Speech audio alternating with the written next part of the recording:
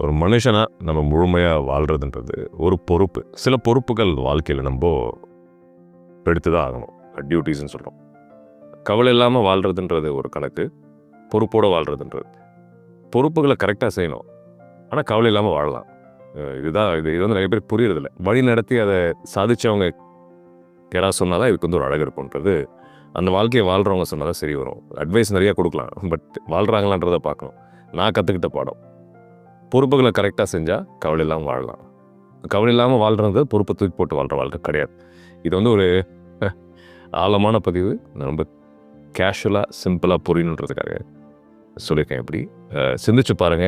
உங்களுக்கு கண்டிப்பா புரியும். பொறுப்புகள நம்ம சரியா செய்யணும்.